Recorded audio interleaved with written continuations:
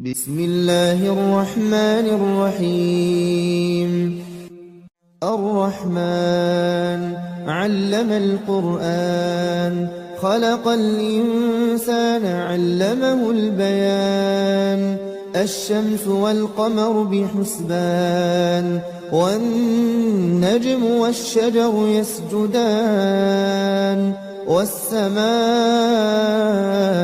رفعها ووضع الميزان، ألا تطغوا في الميزان.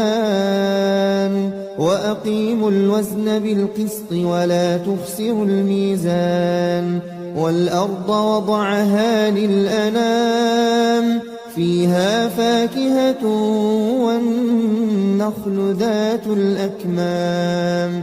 والحب ذو العصف والريحان، فبأي آلاء ربكما تكذبان.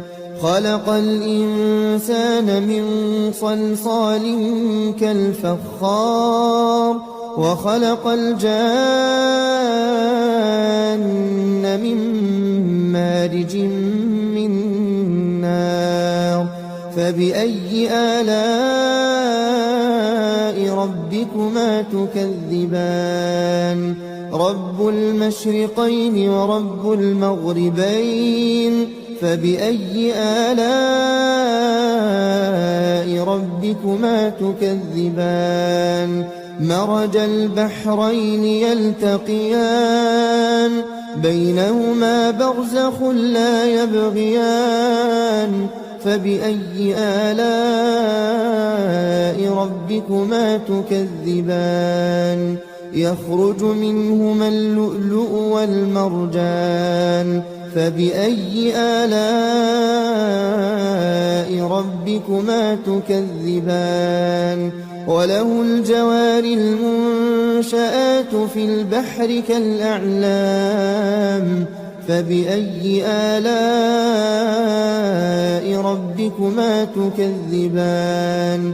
كل من عليها فان، ويبقى وجه ربك ذو الجلال والإكرام. فبأي آلاء ربكما تكذبان. يسأله من في السماوات والأرض كل يوم هو في شأن. فبأي آلاء ربكما تكذبان. سنفرغ لكم أيها الثقلان، فبأي آلاء ربكما تكذبان. يا معشر الجن والإنس إن استطعتم أن تنفذوا من أقطار السماوات والأرض فانفذوا، لا تنفذون إلا بسلطان. فبأي آلاء ربكما تكذبان. يرسل عليكما شواظ من نار ونحاس فلا تنتصران. فبأي آلاء ربكما تكذبان. فإذا انشقت السماء فكانت وردة كالدهان. فبأي آلاء ربكما تكذبان. فيومئذ لا يسأل عن ذنبه إنس ولا جان. فبأي آلاء ربكما تكذبان. يعرف المجرمون بسيماهم فيؤخذ بالنواصي والأقدام. فبأي آلاء ربكما تكذبان. هذه جهنم التي يكذب بها المجرمون، يطوفون بينها وبين حميم آن. فبأي آلاء ربكما تكذبان. ولمن خاف مقام ربه جنتان فبأي آلاء ربكما تكذبان ذواتا أفنان فبأي آلاء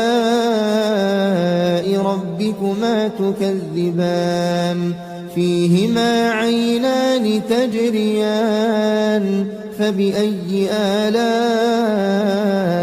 ربكما تكذبان فيهما من كل فاكهة زوجان فبأي آلاء ربكما تكذبان متكئين على فرش بطائنها من استبرق وجنى الجنتين دان فبأي آلاء ربكما تكذبان فيهن قاصرات الطرف لم يطمثهن إنس قبلهم ولا جان فبأي آلاء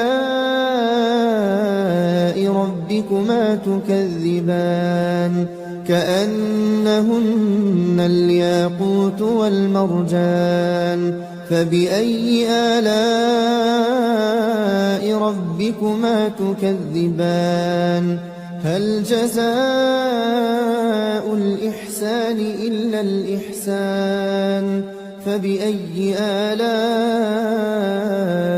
ربكما تكذبان ومن دونهما جنتان فبأي آلاء ربكما تكذبان مدهامتان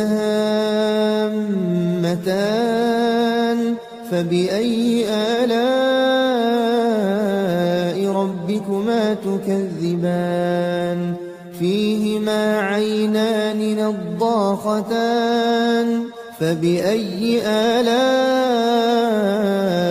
ربكما تكذبان فيهما فاكهة ونخل ورمان فبأي آلاء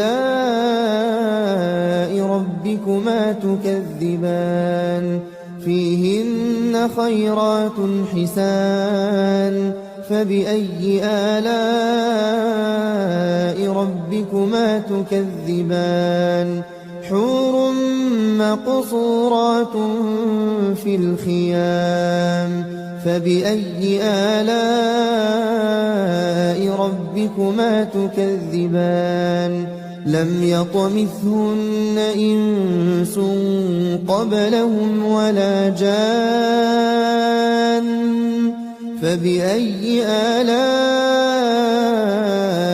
ربكما تكذبان متكئين على رفرف خضر وعبقري حسان فبأي آلاء